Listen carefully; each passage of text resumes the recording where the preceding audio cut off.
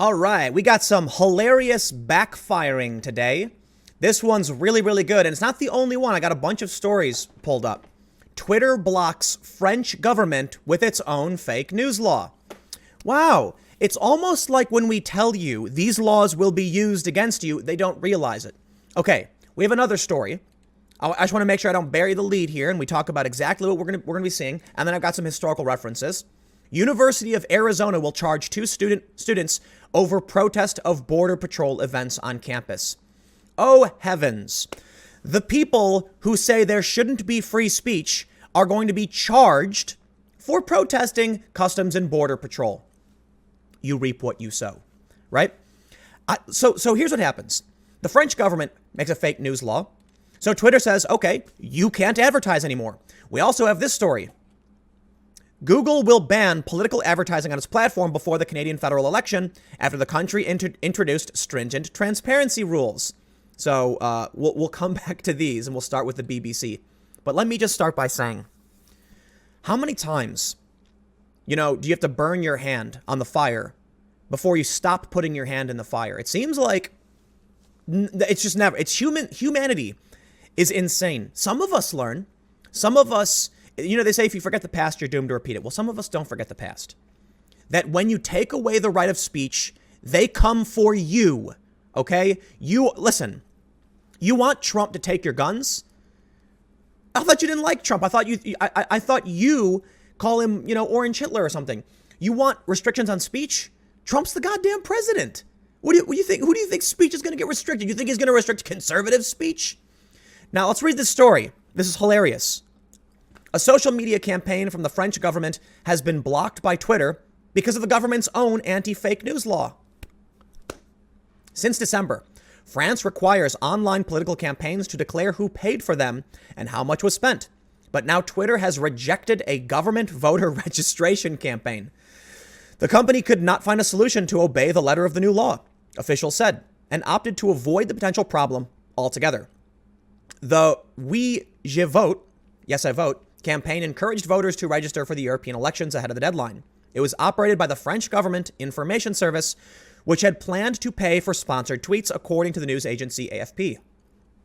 Twitter's refusal to take money from the state to promote the message baffled many in France. One MP, Naima Mauchu, tweeted, "I thought it was an April Fool's joke." Interior Minister Christophe Castaner also took to the platform to express frustration with the decision. Twitter's priority should be to fight content that glorifies terrorism, not campaigns to register on the electoral lists of a democratic republic. It doesn't matter what you think they should be doing. It matters the law you passed and what they have to do. How is it these people just don't understand?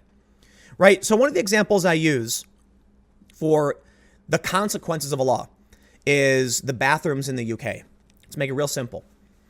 The politicians think if we pass a law saying they have to label who's paying for this, that will stop fake news. And then when they try, okay, so that's what they think will happen. Then they pass the law to Twitter, who looks over and says, okay, the lawyer says, here's what you can and can't do. And that includes the government can't promote their own thing, because we don't know who's paying for it. What happens with the bathrooms in the UK? They think, I know, we'll make it so that anyone can use any bathroom they want. Thinking what will happen is that a trans woman will be able to go into a woman's bathroom without any, restriction. What really happens is the businesses say, let's just make one bathroom, right? It sounds like when you pass the law, what's going to happen is what you think's going to happen. It sounds like it's obvious. What really happens is that all of these businesses say, well, I don't want to deal with someone going into the wrong bathroom and people getting angry, so we'll just make one big bathroom. What happened? It was reported, I believe by the Independent, I could be wrong, or the Mirror or something, a UK source, I did this story a while ago, that assaults were way up. Why? Because now, look, there's a very small percentage of men who are predators, but they exist. Now you're putting them in the same room as regular women. It's not that trans women are going to do this, it's that you've created one bathroom. That wasn't the intended consequence. They thought by passing this law, what would happen is you'd have two bathrooms and anyone could use them. Instead, the businesses said it's much easier to comply with the law by just making one bathroom. So in this instance, the increase was in pool locker rooms, because now you had males and females milling about in the same space, and the small percentage of guys are going to take advantage of that because they're bad people. They exist. Now, Twitter gets to reap what it sows. But let's read about these protesters. The left-wing protesters who are championing the end of free speech, who say you shouldn't allow it. Oh, what happens? 2 students at the University of Arizona will be charged with misdemeanors after a video showing them protesting a Customs and Border Protection event on campus went viral, UA President Robert Robbins announced Friday. Apparently, they were calling them murder patrol and murderers, and they were saying they were the KKK and stuff. So I don't know exactly what happened. I don't have the video pulled up. Some people said they crossed the line. They entered like a private event, and that was considered interference with a peaceful educational institution or whatever.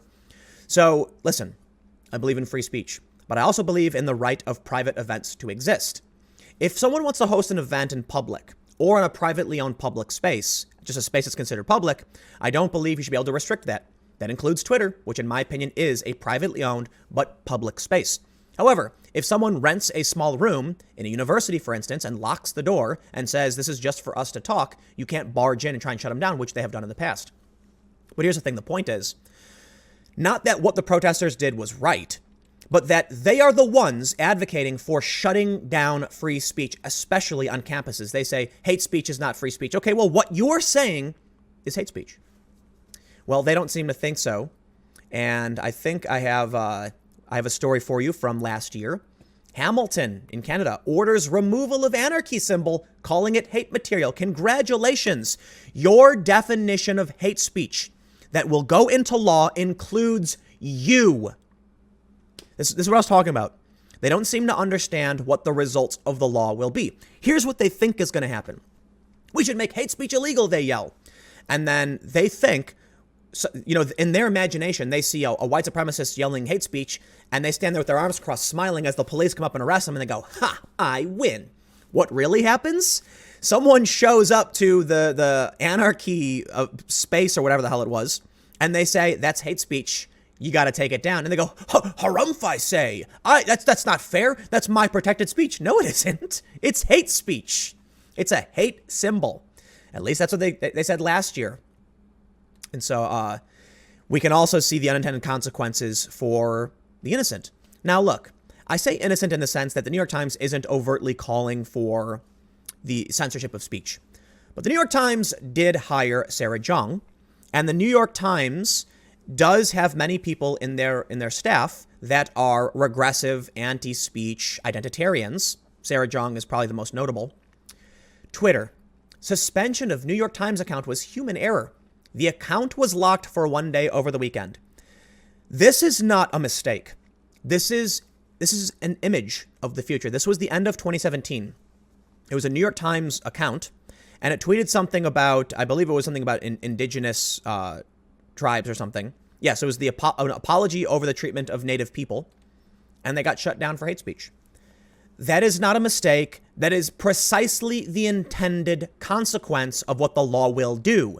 They just don't like people freaking out now about it. But yes, when you pass these laws, the New York Times will have their innocuous tweets removed. Let's make one thing clear. First of all, this should be great evidence to everyone that shutting down speech doesn't work and it backfires. I don't know how many times we got to tell you this is exactly what happens. I don't know how many stories I can pull up just at the top of my head. There's 5 to tell you. But it seems like I'm screaming at deaf ears most of the time. No, don't get me wrong. I understand many people who are watching my videos agree. Unfortunately, it's a bunch of people sitting around going, I agree. Here. I know these stories too. I agree with you, Tim. Kind of sucks, doesn't it? Because the people who need to see this, they won't. They don't care. And so we know it. We do. I guess what I can say is you should share it with people who are uninitiated and defend the right of free expression, because this is what will happen. The far left, imagine a future where all of the evil racists are locked up and fined and they can't speak and they clap and they all shake hands. They're all holding hands around the world with rainbows all around while they're singing, da da da, everyone's happy and they're dancing. Here's what really happens. The New York Times gets suspended. Politicians can't run ads anymore. Anarchy symbols are hate speech. Protesters at universities will be charged with misdemeanors. They will be arrested. You will be the first. They thought the bathrooms would work. What you think will happen is not what will happen. Implementation to abide by the law is not going to be how you imagine it. What we have here is a distributed system where the most efficient outcome happens. It's kind of like a lightning strike. It's like it's like an electrical current. You're looking at, actually, I'll give you an example. They're kind of an analogy. They built something called the laser-induced plasma channel.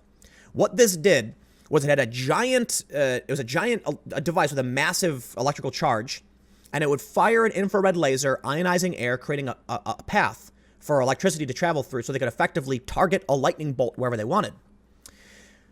People often ask, why can't you make a powerful cannon or artillery that fires a massive lightning bolt? And it's because electricity which will travel on the path of least resistance. That's what it does. So if you take a giant device that can generate a huge charge, the charge will just go straight to the ground. Psh, not what you intend, because it's the most efficient solution. You think if I point this and pull the trigger, it'll do it. No, you have to create a guided path with a ton of energy to make sure it's the intended target. Very complicated. What we see here is exactly this. They're pointing the cannon of ending speech, the cannon of authoritarianism, at their enemy. They pull the trigger, and the machine just blows up in their face. Because the easiest way for the discharge of authoritarianism was to be an all-encompassing law on everyone, not what you think it will be. You don't know how the system will try and rectify this. We have a distributed network of people and businesses that take simple solutions. So I'll make another point. People talk about how, we should expand civil rights. Anyone can identify as whatever they want. Here's what they think is going to happen. All of a sudden, all of the marginalized communities are being respected and everyone's equal. Here's what will really happen. Everyone will just identify as many things as possible. Literally everyone was. All of a sudden, no one will be straight. Everyone will be trans. Everyone will be a minority. Look at Beto O'Rourke, 4th generation Irish American, going by Beto. Elizabeth Warren claimed to be Native American. Because the simple solution is just to say, okay, I'll just say I am because you said I could. People cheat. And everyone will always seek out the path of least resistance. I'm going to end there. Stick around. I got another video coming up at 4 p.m. on the main channel. I will see you there.